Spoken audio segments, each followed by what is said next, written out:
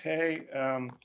Well, Eric, we obviously don't know what Kentucky's going to do today, but they've had a pretty historically bad season by their standards. What's your take on Kentucky and going in there to Rupp, where a lot of teams have beaten them this year? Yeah, I mean, I think Kentucky's capable of beating any team in the country.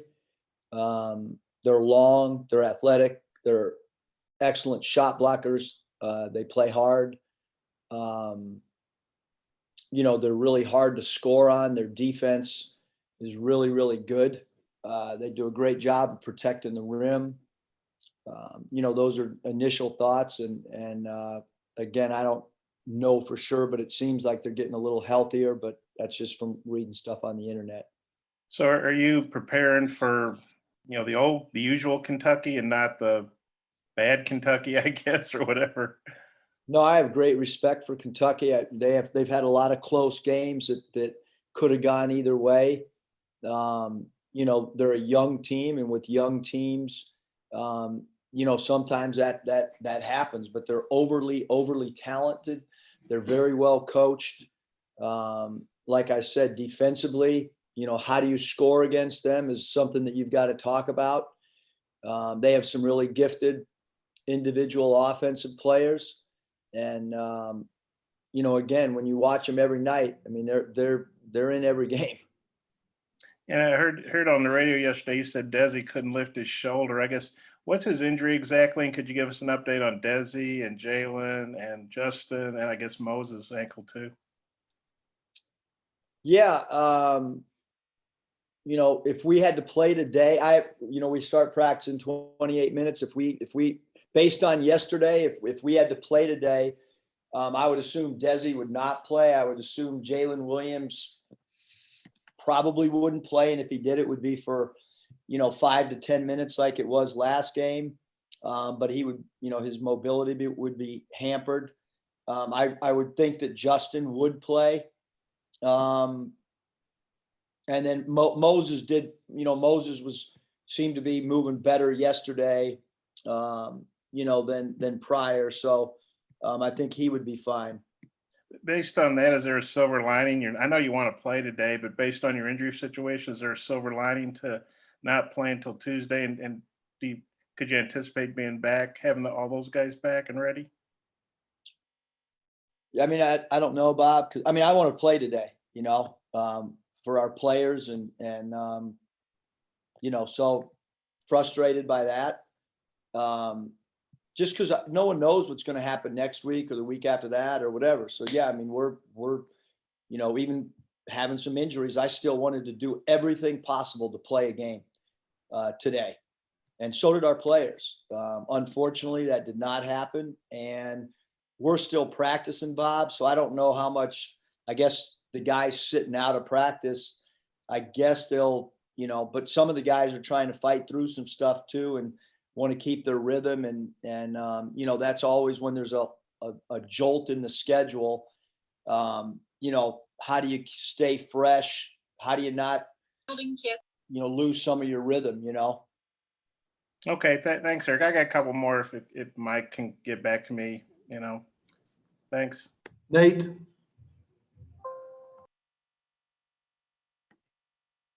Mute this. There we go. Eric, is there a tendency for teams to prepare for Kentucky one way just because of their history and the aura about them than other SEC teams? No, I mean, I think as a coach, your prep is the same. I think that when you say the words Kentucky, I don't have to oversell their talent. I don't have to oversell how hard it is to go into their building and win. And our players are smart. They understand that. They understand, the level of McDonald's All-Americans or the level of their talent. So I think from that aspect, maybe Nate, it's a little bit different. But as far as the number of baseline out of bounds plays that we're defending, the number of half court plays that we're defending, and the themes that we're trying to come up with, with their top 3 or 4 players, I think all those things remain very, very consistent in our approach. Also with Devo and Desi's situation, are you pretty comfortable with starting him again, considering the way he's played? Yeah, I think that, for us, we've changed our starting lineup a lot of times based on matchups, a lot of times based on, injuries as well. Who we start Tuesday is way to be determined right now, Nate, because we haven't had everybody at practice the last couple days, and our game plan is still evolving as we go through some of their sets and look at how, plan A, plan B, and plan C on how to defend some things. So, not sure who will start, but certainly Devo's done a great job continuing to develop during the course of this season. Thank you. Hutch. Yeah, Coach, with Desi, I think after the game you called it a stinger. Is that what he's dealing with? Is it a stinger? I guess, Hutch. I mean, medically, I'm pretty bad, but the only thing I've heard is stinger. So I can't go off anything other than that. But we have been doing a lot of 1-minute shooting where we try to break up the monotony of practice, and we'll do a defensive, station, 3 or 4 defensive stations, and we'll break it up and just say 1-minute shooting. Everybody will go to a basket, try to get as many 3 balls as they can in 1 minute. We've been doing that, since we've been working on this prep, and he's unable to shoot. He goes off to the side and shoots, what you would consider, 1-foot baskets with his offhand. Just, I don't see him down there today, so I don't. But the trainer's not worried about anything being structurally damaged, I guess, to answer your question. So it's more pain tolerance and a stinger for anybody in any sport. Those things hurt. I guess that's how they get the name stinger. And then also about Kentucky, you talked about, preparing for their 3 or 4 best players. It looking at their numbers, I've got 5 guys averaging double figures, but none over 12 points a game. What's kind of the top guys you're worried about? Yeah, I mean, I think that there's, the post ups are always a concern because they have really good length around the rim. Transition defense, you want to get back and try to limit their transition baskets. BJ Boston does a great job of kind of bending screens. They run a lot of down pins to try to get their shooters. He does a good job of semi-curling for his mid-range jump shot. So I guess those are, some of the things. They'll put in some pick and rolls. Olivier Saw is a pretty good passer when you do kind of come down there and double team. So those are just, some of the things that we've discussed over the last, and it'll continue to build, obviously. Tomorrow would be a normal, prep time for us. So, we're slowly going into their stuff and trying to clean up, a lot of things that we think we need to improve in, on our side of the ball, both offensively and defensively, irregardless of who our opponent is. Curtis. Hey, Coach, slightly off topic, but still relevant. I've seen a couple of reports since last night about the SEC kind of planning to move ahead with the conference tournament as normal. I know there's been a lot of debate as to, whether or not those should happen or what the format should look like, if teams might opt out. I was just curious what your thoughts were on all that and kind of where you stand. I think it's pretty obvious, Curtis, that I want to play I wish we had 30 games instead of 27 by the NCAA. I wish we would have started on time and not pushed it back. I don't know what pushing it back did. I mean, I have no idea. Football was playing. I mean, why was it pushed back? I mean, I have no idea. Other sports are playing. All of a sudden we decide we're going to push it back 2 weeks for what? I think we owe it to the student athletes to have as much normalcy as we can, to play as many games as we can. There's players across the country that came back to play college basketball and didn't go pro to play on a platform. And so it's deserving for them to have a conference tournament because that's part of college basketball. I'm glad we're having one. We're looking forward to participating in it. Again, I think everybody, I want to play today, and so certainly I want our players to be able to play in a conference tournament. Don't take that intensity in that answer personally, Curtis. Oh, no, not at all. I know it's been a hot topic. Scotty? Coach, since he came back from surgery, I think Justin is second on the team in assists in that span. I'm wondering what you've seen from him, in terms of his vision and, just setting up teammates for solid looks. Yeah, I think, Scotty, that's a great, observation, or it's really not a question, but because it was a great observation on the ball movement. What we found when he was out, obviously the natural thing when Justin missed those games was he gets the top of defensive assignment for whoever we're playing up front. He's a great offensive rebounder, should be a dominant defensive rebounder. But what goes unnoticed is, like, when he's in that trail spot, he just naturally is a ball mover, and the flow of our offense moves much, much, much better when he's on the floor. He understands dribble handoffs. He understands making a pass on a dribble at back door. He understands that the ball's got to get from second side to third side, and the ball does not stick in his hands.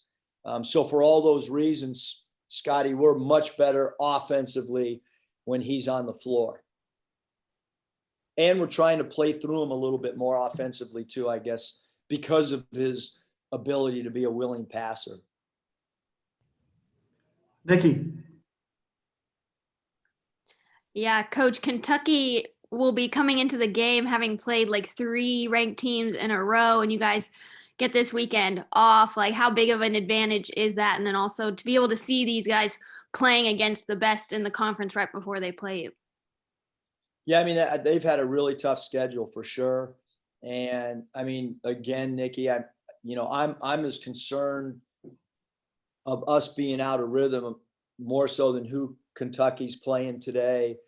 Most of those teams, well, I guess Missouri and Bama and Tennessee, we went through that stretch as well.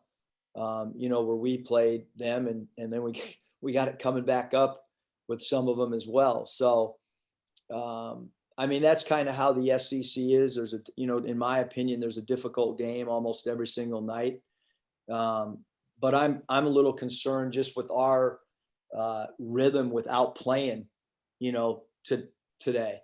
And, we're not able to scrimmage with all the bang ups that we have and the injury. So I can't go simulate a game today with our players because we just don't have enough able bodies. And so guys that are sitting out when we do our drills and our Kentucky specialty stations, yeah, I'm concerned, that they're not getting live action against that stuff. Maybe more so, Nikki, than Kentucky's difficult stretch from a schedule standpoint. Bob? Eric, you kind of hit on it there, but you guys obviously, you've won 4 straight SEC games. You played well at Oklahoma State. So is there a concern that with a week between games, when you're not used to having a week between games, there's a rust factor, I guess, or an out of sync factor, whatever you want to call it? 1,000%, Bob.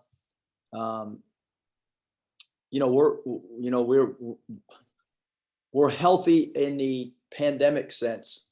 And so when you want to play, we did everything we could from our end to play a game today. Even with all the injuries. I mean, it would have been a great time for someone to play us on today. Would have been great because we don't know I don't know who we got available today in practice, but unfortunately it didn't happen. And so, yeah, I am concerned because we're a little bit out of rhythm and not playing the game. And, it's hard to get a team overly excited to practice, Wednesday, Thursday, Saturday, Sunday, although we took Wednesday off, but that's a long stretch. Even if we would have played, on Wednesday, it's a shorter turnaround, Wednesday to Tuesday, but this is a long stretch, for a team to have practice. I mean, we're not a football team. We're not accustomed to having this much time between games.